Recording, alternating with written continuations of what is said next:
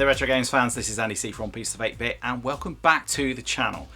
Today we are going to be talking about the magic of the NES, the Nintendo Entertainment System, or specifically the magic of games that had absolutely no right to look this good on such a modest little 8-bit machine. Now, when the Nintendo Entertainment System launched in the mid-1980s, it wasn't exactly a powerhouse. The processor ran at just 1.79 MHz, while its main competitor in the mid-80s, Sega's Master System, was running at 3.58 MHz, pretty much double the speed. It only had 2 kilobytes of RAM, compare that to 16K on the Sega system, and this meant that developers had to work with strict graphical limitations. Now, on paper, the NES shouldn't have been capable of anything particularly spectacular at all. However, by the early 1990s, we were seeing games that looked like this. Huge, colourful sprites, smooth scrolling levels, cinematic cutscenes and animation that rivaled arcade games. So, how did developers manage to squeeze so much out of such limited hardware? Well, it turns out they had a few tricks up their sleeve, and that is what we're going to be exploring today.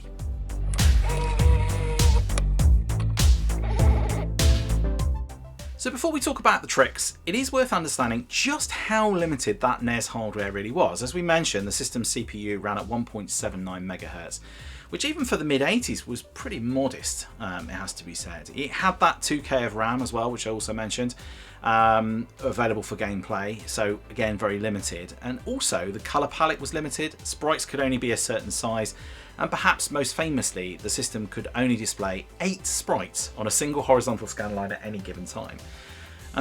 So if too many objects appeared in the same place on the screen, basically the NES would just start dropping sprites. And that's why you'll often see some sprite flicker in some of the older games. So given all of these restrictions, it's pretty remarkable really that the NES managed to produce the kind of visuals that we saw towards the end of its life. But the key reason is that developers gradually learned how to work around the hardware and sometimes even cheat it. We've seen this across gaming history, of course. Just look at the PlayStation 2, compare the launch titles on the PS2 to something like God of War 2 at the end of its life, and it almost feels like it's a completely different system altogether. And I don't think we really see this level of hardware squeezing and creativity anymore these days, which is, to be honest, a bit of a shame. So let's get back to the NES and let's get into the tricks developers used to get the NES looking fresh all the way into the early 90s. Let's get into it.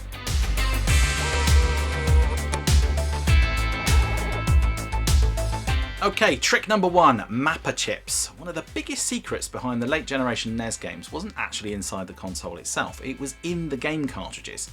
Now, many NES cartridges included something called a mapper chip. Now, these chips essentially expanded the capability of the console by adding extra memory or allowing more advanced graphical features. This is a trick we've seen in other systems too. I don't know if you remember the Sega Virtua processor chip used in Virtua Racing on the Virtua Racing cartridge on the Mega Drive or the Genesis, for instance. And in fact, the Atari 2600 pretty much depended on this trick for games later in its life cycle as well.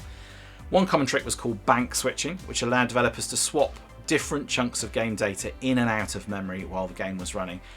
Again, this trick was used on the Atari 2600 a lot to overcome its very limited 128 bytes of memory in the console itself.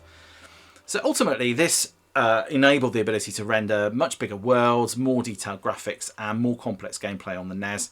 And by the early 1990s, developers were using advanced mapper chips like the MMC3, which dramatically increased what the NES could handle at the time.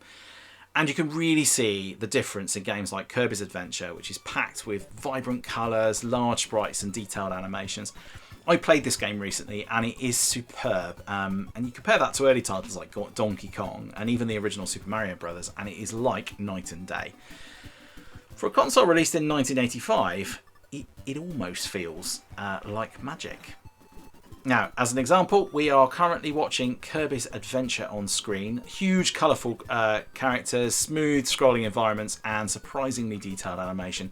This is about as far as you could possibly push the NES hardware. Let's look at the next little trick employed by developers.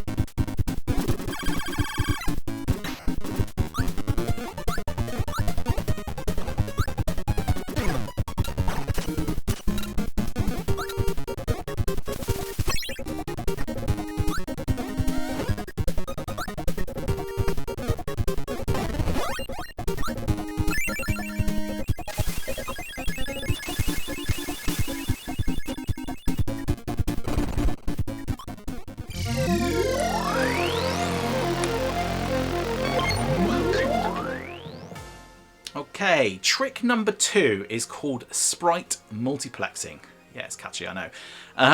And this is another clever technique developers used, called, as I've said, called Sprite multiplexing. And as we mentioned earlier, the NES could only display 8 sprites on a single scan line, which sounds like a hard limit, and that's because, well, that's because it was. But developers found a cheeky little workaround. By rapidly swapping sprites during the rendering process, they could effectively reuse the same sprite slots multiple times in a single frame. The result of which was more enemies, more bullets, more chaos on the screen than the hardware was technically supposed to allow. Sometimes this did cause a little bit of flickering, and this is something you will definitely notice in games like Mega Man or Contra. But the flicker wasn't a bug. Oh no, it was developers very cleverly bending the rules and squeezing those last little drops of performance out of this now aging technology. On the screen, we've got Contra showing. You've got explosions, enemies, bullets constantly filling the screen, and without tracks like Sprite multiplexing, scenes like this simply wouldn't have been possible. Boy, this game is tricky, but so much fun, and despite a few bits of flicker, I think it runs absolutely butter smooth. Let's look at the third trick.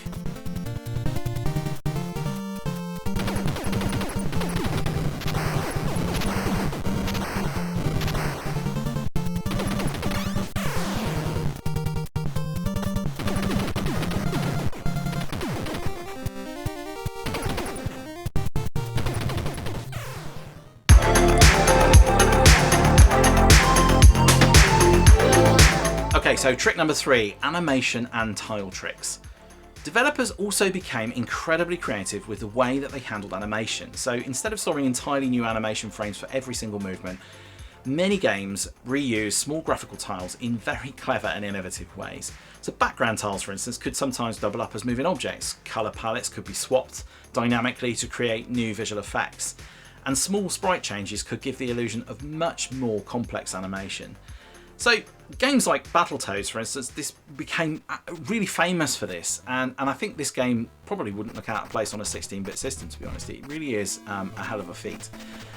The characters, they will stretch and squash and move with this almost cartoon-like quality that feels way beyond what the NES should be capable of, and yet it is all achieved with extremely smart reuse of very, very limited resources. Battletoads in particular is packed with animation detail, from exaggerated character movements to the famous turbo tunnel sequences. It's one of the very best examples of developers squeezing every little last drop out of the Nintendo Entertainment System. Let's look at the final trick in this list. I'll see you there.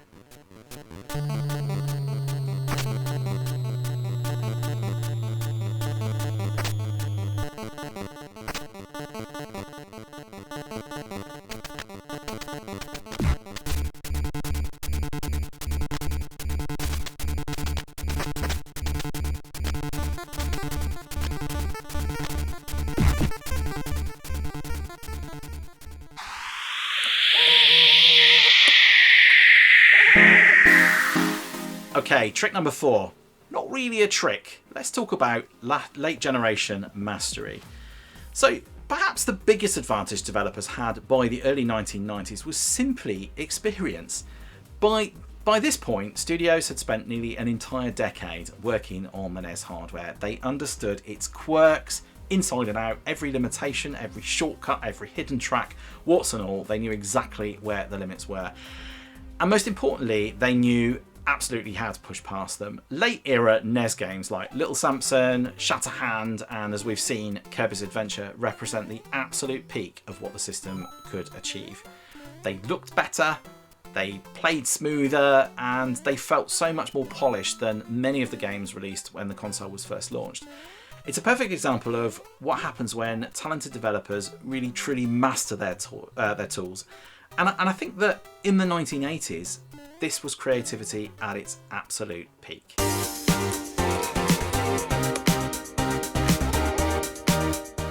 So then, the NES, well, it may have been built on fairly modest hardware, but in the hands of creative developers, those limitations became just a challenge rather than a barrier. And it's not just on the NES either. If you look at other systems from that era, like the ZX Spectrum, it had very limited technology, it forced creativity, and ultimately launched a generation of game developers and software houses right here in the UK. We're so spoilt for resources now that I just don't think the creativity and the innovation exists in the same way anymore. And in some ways, you could argue that maybe that's a good thing. Games look incredible nowadays. You know, they're more immersive, they're more lifelike. But ask yourself this: will you still be playing your PS5 games or your Xbox One X games in 30 years' time as you might a NES game? If you ask me, I'd say almost certainly not. So through clever cartridge hardware, graphical tricks, and years of accumulated experience, programmers managed to create games that pushed the console far beyond what anybody originally expected. And even today, some of those late generation titles still feel like technical magic, and that's why, decades later, people are still discovering NES games. Make them stop and say, wait, hang on a minute, is this really running on a NES? I'd say that's not bad, really, for a little 8-bit console from the early 1980s. So there you go. Hope you enjoyed that. I hope that was interesting. I certainly enjoyed going and doing the research on this one and looking into it. I was aware of a few of the techniques in there, but I had to go and do a bit of digging to get a little bit more information about it. I thought that was fascinating. I've always wondered how games late in the NES cycle looked so good. And yeah, it's some really clever, innovative little tricks in there as well. Let me know if there's anything you think I've maybe missed out of that. Drop your comments below, or any other games that you remember from that sort of late NES era that you think looked absolutely spectacular. There are loads, there are plenty. Let me know your memories and thoughts on that as well. So yeah, that is it for this week. So coming up in the channel next week, so that is a week today, we will be covering what it's been like to live with the NES for the last month, and I will of course be revealing what the next game is. What's the next console is going to be in our month with for April. You will also be seeing on Wednesday another bit between, and I will be looking at the arcade classic Donkey Kong. Which is just one of my favourite games, and actually it's a good example of early in the cycle. If you look at Donkey Kong and then you compare it to something like Kirby's Adventure later on in the cycle, you'd be forgiven for thinking they are on completely different systems. And remember, of course, 8-bit systems included the likes of the Atari 2600 and the Intellivision, so you know, like, the NES was already light years ahead of those in terms of how its games looked and played. But it was an 8-bit console, so you know, the sorts of things we were seeing at the end of that cycle were incredible. But anyway, I've talked about all of that already. Let's move on. Well, that's probably it, actually. So yeah, stick with me for the end of the month with next week, of course. If you do enjoy these videos, please do hit that like and subscribe button. Thank you so much for all of your support up to now. And it probably just leaves me to say, yeah, until the next time, please do all take care of yourselves. I'll see you in the next one. Bye for now.